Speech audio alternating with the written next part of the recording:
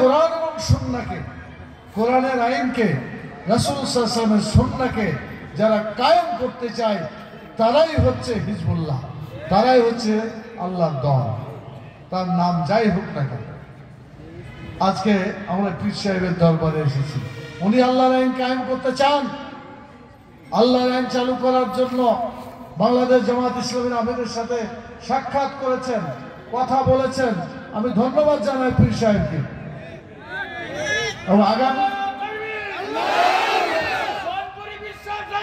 জিন্দাবাদ জিন্দাবাদ জিন্দাবাদ জিন্দাবাদ। আমি যেটা আপনাদের সামনে বলতে চাই, আল্লাহর আইনকে চালু করার জন্য, রাসূল সাল্লাল্লাহু আলাইহি ওয়াসাল্লামের আদর্শকে প্রতিষ্ঠা করার জন্য যেই দল, যেই প্রতিষ্ঠান, যেই খানকা, যেই পীর যারাই করুক না করুক, যারাই কোরআন সুন্নাহর আইন প্রতিষ্ঠার জন্য এগিয়ে আসবে, কাছে আসবে, সাথে আসবে, এরা সকলেই হচ্ছে হিজবুল্লাহ। সম্মানিত ভাইয়েরা এবং আওয়াজ বোধহয় শুনতে পাচ্ছেন অনুপস্থিত বোনেরা, জানি না বোনেরা দাওয়াত দিয়েছেন অথবা যাই হোক, আমাদের পীর সাহেবেরই প্রায় 100টা পরিবারের সদস্য আছে নাকি শুনলাম, সব মিলে। হ্যাঁ, তো যারা শুনছেন পুরুষ এবং মহিলা সকলকে আমি ধন্যবাদ জানাই। দোয়া করি আল্লাহ তাআলা আমাদের সবাইকে আজকের এই বারাকা থেকে যাতে বঞ্চিত না করেন। আল্লাহ তাআলা যেন আমাদের গুনাহ খোদা মাফ করে দিয়ে জান্নাতের মেহমান হিসেবে কবুল করেন। আমি যে কথা বলে কথাকে সংক্ষিপ্ত করতে চাই, রাসূল সাল্লাল্লাহু আলাইহি সাল্লাম তার জীবনটা দেখেন। এই হাদিসটা আরেকটু ছুটে গেল।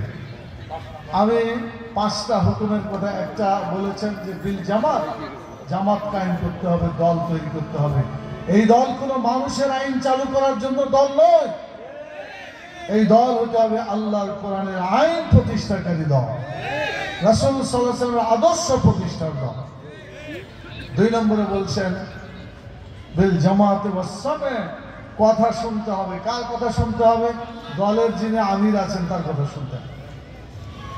আবার আমিরের ব্যাপারে সতর্ক করা হয়েছে অন্য হাদিসে, লা তাআতা লি মাখলুকিন ফি মাশিয়াতিল খালিক, আল্লাহর নাফরমানি করে, স্রষ্টার নাফরমানি করে কোন নেতার কথা শোনা যাবে না, আনুগত্য করা যাবে না। তো নেতার কথা শুনতে হবে। এরপরে অর্থাৎ 3 নম্বরে বলা হচ্ছে যে কথা খালি কানে শুনলে হবে না, ওইটাকে আনুগত্য করতে হবে।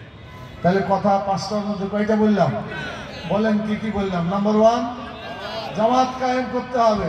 নাম্বার 2 কথা শুনতে হবে, ভালো মতো না শুনলে কিন্তু গোলমাল হয়ে যাবে, শুনতে হবে ভালো মতো। 3 নম্বর হচ্ছে কথাগুলো আমল বা বাস্তবায়ন করতে হবে।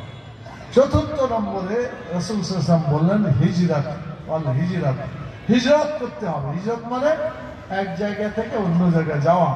এটা আমরা জানি যে মক্কা থেকে মদিনায় রাসূল সাল্লাল্লাহু আলাইহি ওয়াসাল্লাম গেলেন ইসলামী রাষ্ট্র কায়েম করার জন্য। তাহলে হিজরত করতে হবে কিসের জন্য? আল্লাহর আইন চালু করার জন্য হিজরত করতে হবে।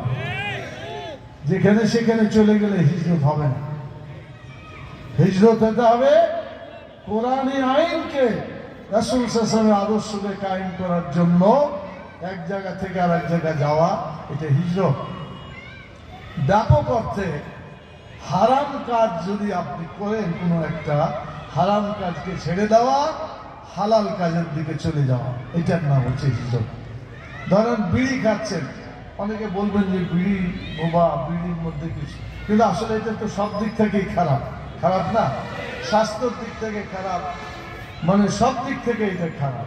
তা একজন লোক বিড়ি খাওয়া বাদ দিল, যেটা খারাপ, আল্লাহ অসন্তুষ্ট হন, রাসূল সাল্লাল্লাহু আলাইহি ওয়াসাল্লাম অসন্তুষ্ট হন। আরে আল্লাহ রাসূল অসন্তুষ্ট হন, নামাজে একজন বিড়িওয়ালা, বিড়িখোর লোক যদি দাঁড়ায়, পাশের নামাজি নামাজ ছাড়িতে পালাইতে চান। এটা কি আপনারা বুঝতে পারেননি? যারা বিড়ি খায় না, বিড়িখোর পাশে দাঁড়াইলে কি করে?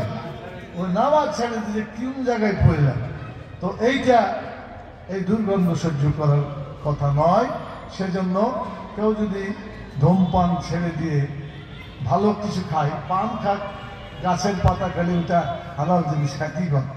আবার জব দেখাইলে আবার ওই ফিরে ফিরে ওই জায়গায় যাওয়া যায়।